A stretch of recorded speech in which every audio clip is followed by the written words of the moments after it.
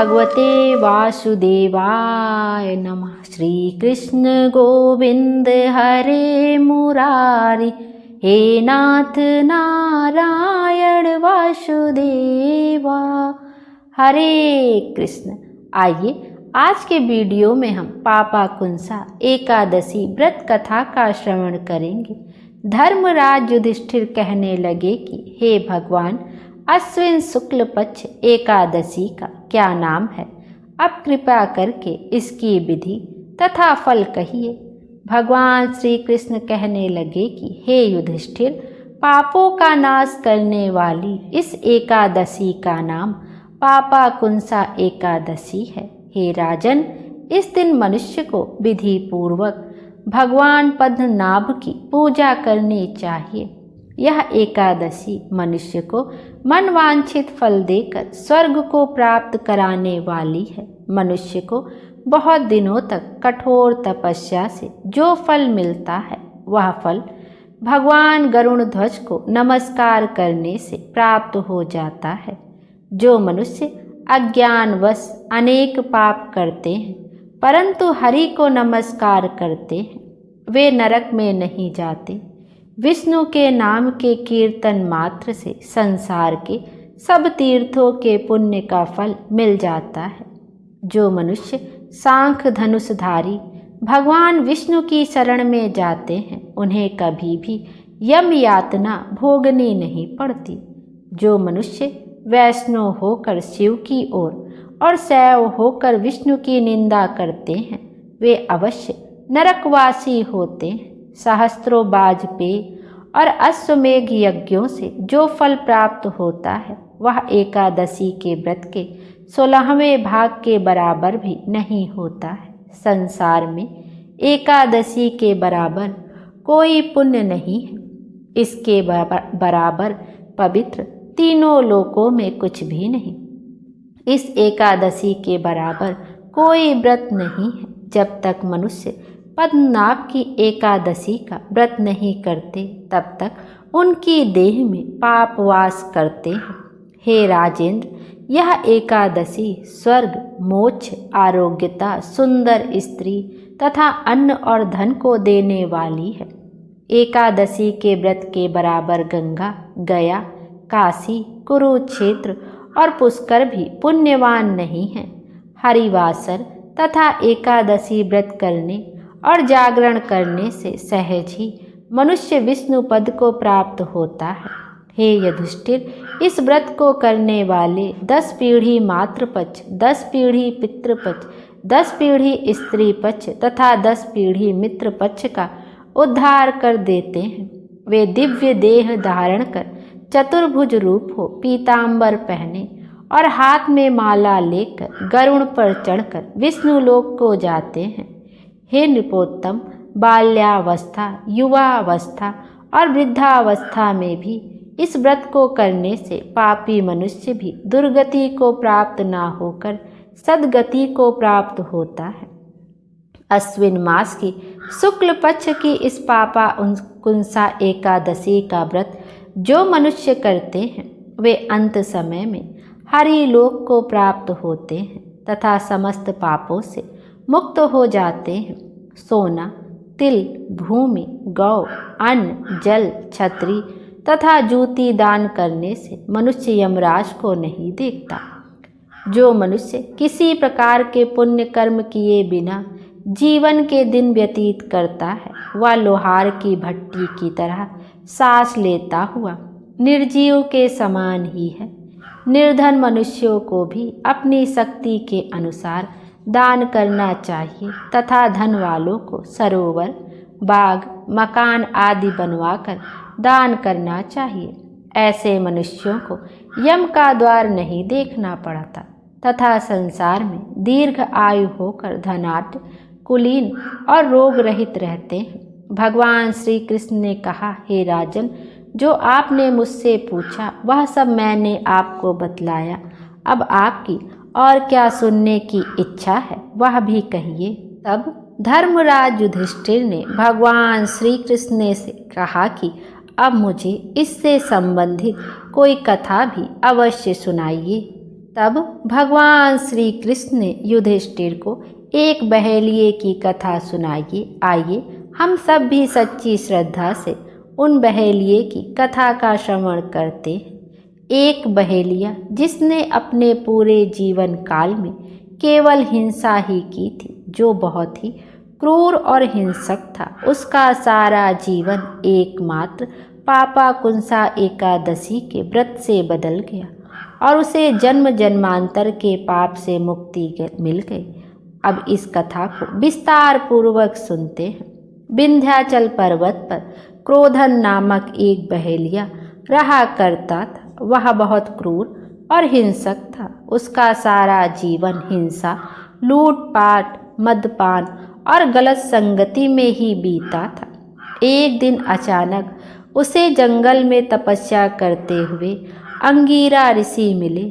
उसने अंगीरा ऋषि से कहा कि मेरा कर्म बहेलिये का है, इस कारण हे मुनिवर मुझे तो ना जाने कितने ही निरह पशु पक्षियों को मारना पड़ा है। मैंने जीवन भर केवल पाप कर्म ही किए हैं, इसलिए मुझे तो नरक में ही जाना पड़ेगा। कृपया करके आप मुझे कोई ऐसा उपाय बतलाइए जिससे मेरे सारे पाप मिट जाएं और मोक्ष की प्राप्ति हो।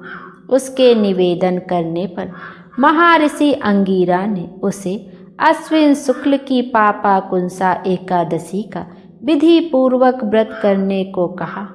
तब महर्षि अंगीरा के द्वारा बताए गए विधि अनुसार उस बहेलिये ने पापाकुंसा एकादशी व्रत को विधि विधान से किया। इस व्रत के पुण्य प्रताप से उसके जीवन भर के सभी पाप नष्ट हो गए और जीवन के अंतिम क्षणों में उसे श्री हरि की कृपा से मोक्ष की प्राप्ति भी हो गई। इस प्रकार यदि पाप से पापी व्यक्ति भी अपने पापों का प्रायश्चित करते हुए पापाकुंसा एकादशी व्रत करता है और पापाकुंसा एकादशी व्रत कथा का श्रवण करता है, तब भगवान श्री हरि की कृपा से उसके सभी का पाप कट जाते हैं और उसे अपने सभी पापों से मुक्ति मिल जाती है और अंत में वो बैकुंठ धाम जाता है। प्रेम से बोलिए भगवान श्री कृष्ण की जय, श्री लक्ष्मी नारायण की जय, भगवान श्री कृष्ण की जय। आइए अब एकादशी माता की व्रत कथा का भी श्रवण करते हैं। एक बार देवर्षि नारद जी बैकुंठ लोक गए। वहाँ उन्होंने भगवान श्री नारायण जी को प्रणाम किया। फिर नारद जी ने श्री नारायण जी से कहा, प्रभु पृथ्वी पर अब आपका प्रभाव कम हो रहा है।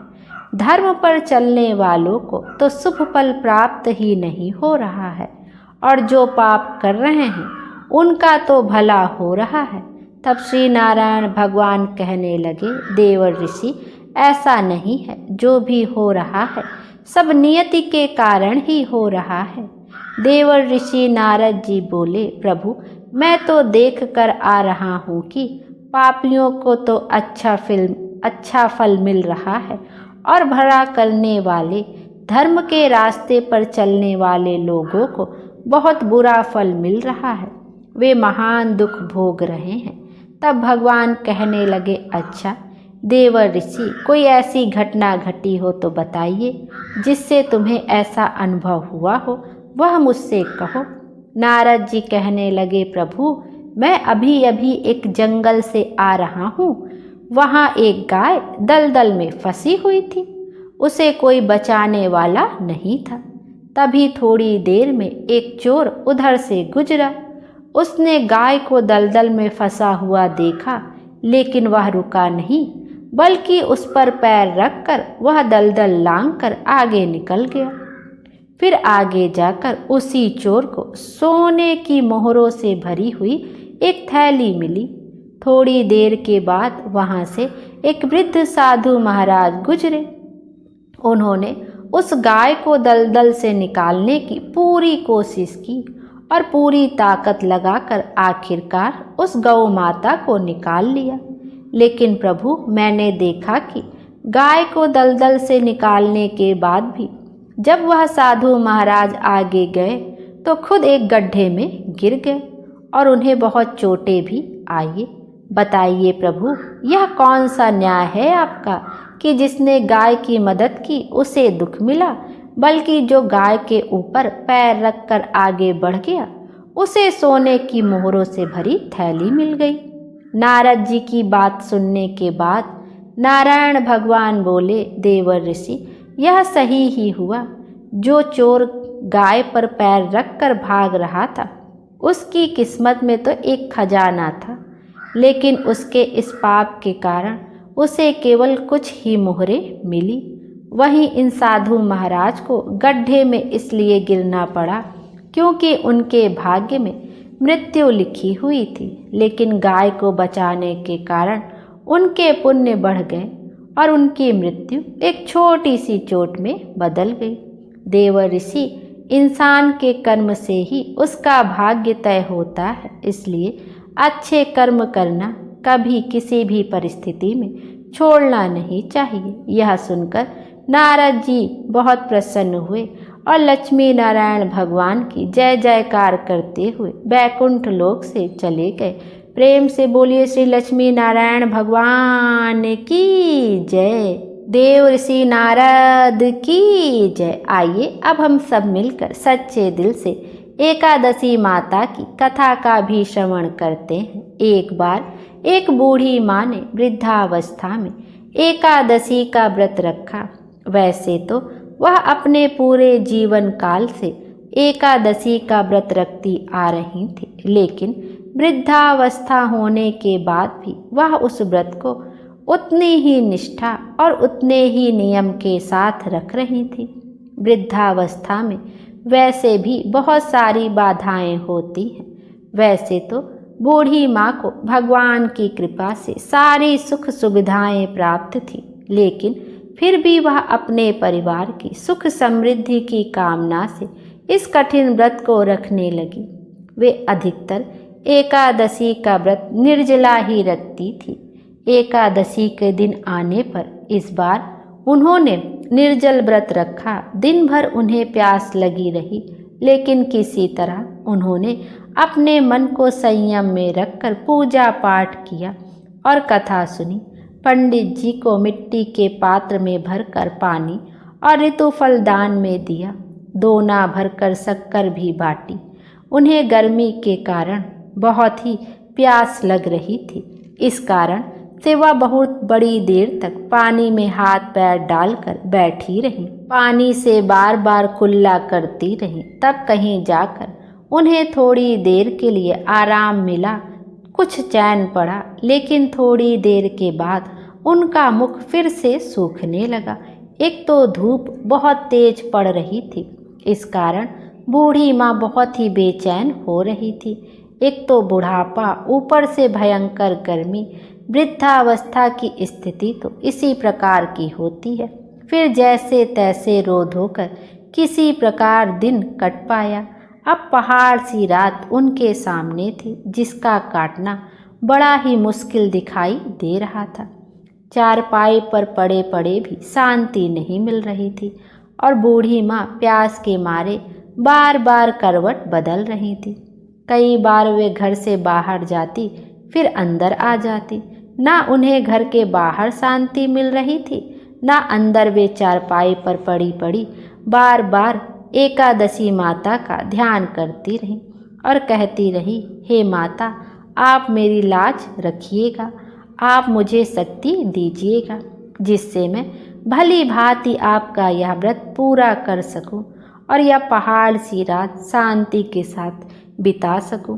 प्यास के कारण बूढ़ी माँ की बेचैनी तो बढ़ती ही जा रही थी। प्यास के कारण बूढ़ी माँ की बेचैनी तो बढ़ती ही जा रही थी। उन्होंने धैर्य रखने का बहुत प्रयास किया, किंतु सहनशीलता की सारी सीमा टूट गई और वे घबराकर प्यास के मारे एकदम चिल्ला पड़ी। चिल्लाने लगी कि बचाओ बचाओ, मेरे प्राण निकल रहे हैं। तब उनका चीखना चिल्लाना सुनकर परिवार के सभी लोग उनके आसपास इकट्ठा हो गए और पूछने लगे, अम्मा जी क्या हुआ, आप क्यों चिल्ला रही हैं? आप इस बुढ़ापे में इतने कठिन व्रत को क्यों कर रही हैं? अम्मा जी, शक्ति हो तभी भक्ति होती है। जब आपकी सामर्थ्य निर्जल व्रत करने की नहीं है तो आप क्यों जल का त्याग कर रही हैं? आप पानी पी लीजिए। तब वे बूढ़ी माँ अपने परिवारजनों से कहने लगी, अरे मेरे तो प्राण ही निकले जा रहे हैं, जरा कोई मेरी छाती पर ठंडे पानी का घड़ा तो रख दो। तब नातिनों ने दादी की छाती पर ठंडे पानी का घड़ा रख दिया। तब कहीं उन्हें थोड़ा आराम मिला। थोड़ी देर के बाद उन्होंने अपनी आंखें बंद कर ली। इधर एकादशी माता ने सोचा कि यह तो बूढ़ी अम्मा है और बहुत नियम पालन के साथ व्रत भी रखती हैं, चलकर इनकी परीक्षा ली जाए। तब वे आधी रात को मुर्गा बनकर टेर लगाने लगी। अपने घर के द्वार पर मुर्गे की आवाज़ सुनकर दादी जल्दी से उठी। सोचा शायद सुबह हो गई है, लेकिन जब बाहर जाकर देखा तो आसमान में तो उन्हें कहीं भी प्रातःकालीन तारा दिखाई नहीं दिया। वे सोचने लगी कि यह मुर्गा क्यों और कैसे बोल रहा है। उन्हें तो प्यास लग रही थी।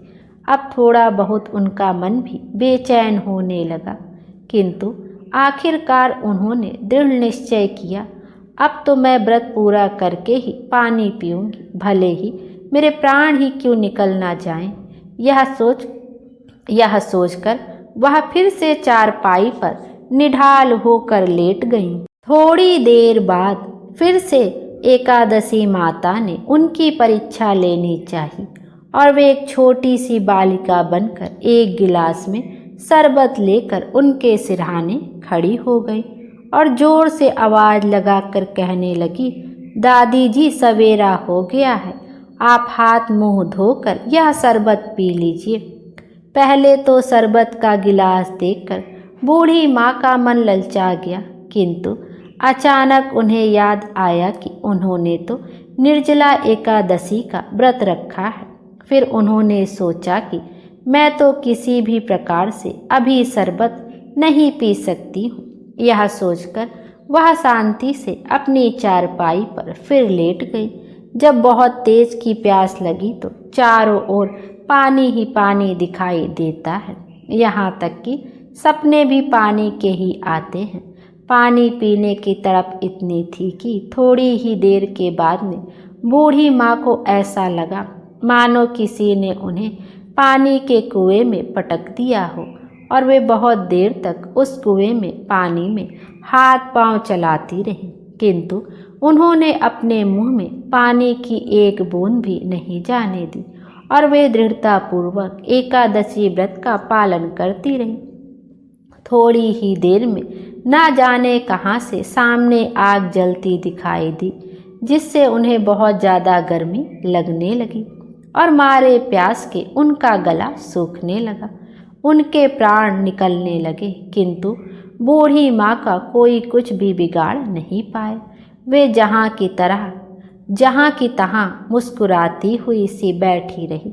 थोड़ी देर में बाहर उजाला होने लगा। ऐसा लगा मानो सवेरा हो गया है। बूढ़ी माँ ने जब बाहर निकलकर देखा तो समझ गई कि अब सवेरा होने में बस कुछ ही देर बाकी है। यह जानकर वे बड़ी शांति से इधर उधर घूमने लगी।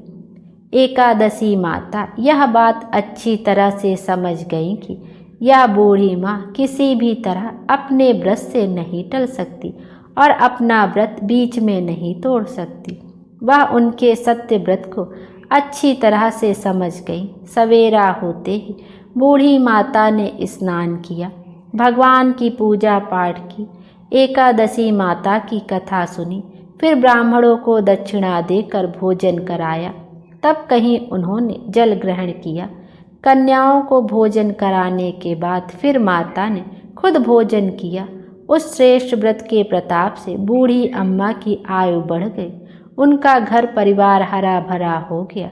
घर में अब किसी प्रकार का कोई अभाव नहीं रहा और वे हर तरह के सुख साधनों से संपन्न हो गए।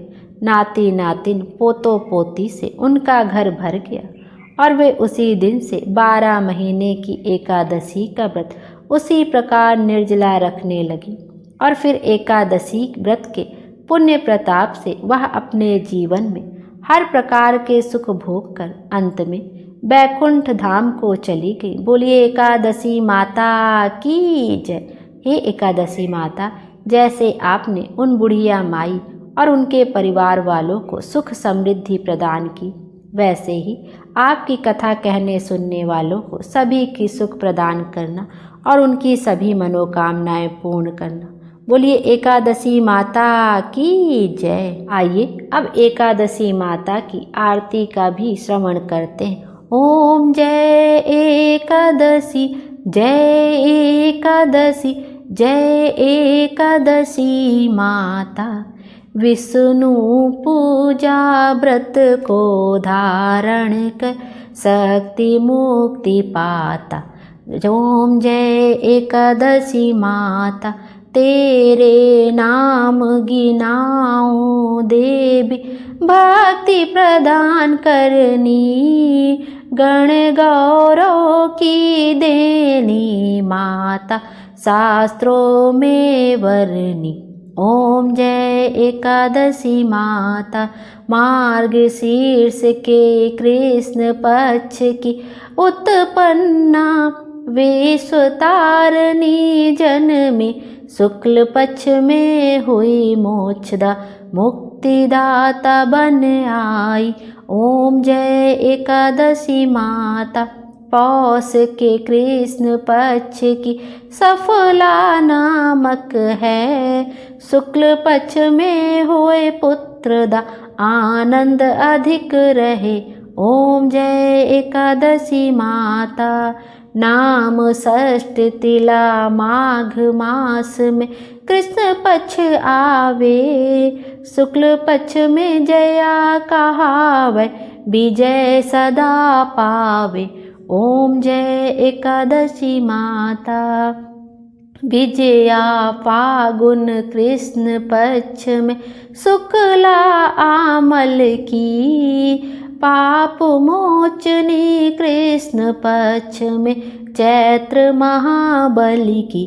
ओम जय एकादशी माता, चैत्र शुक्ल में नाम कामदा, धन देने वाली, नाम बरुथनी कृष्ण पक्ष में बैसाख माह वाली।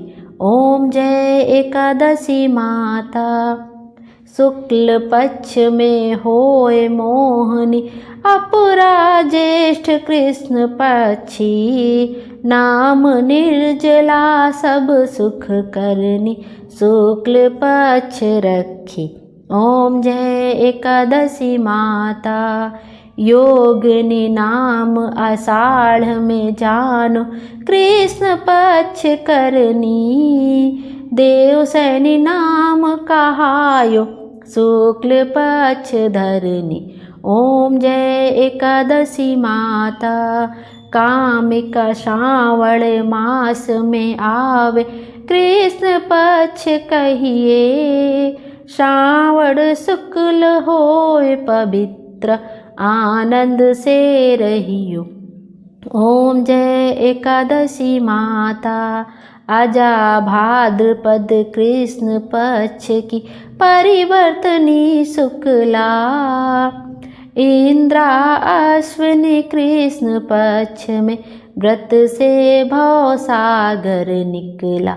ओम जय एकादशी माता, पापा कुंसा है शुक्ल पक्ष में आप हरन हारी, रमा मास कार्तिक में आवे, सुखदायक भारी।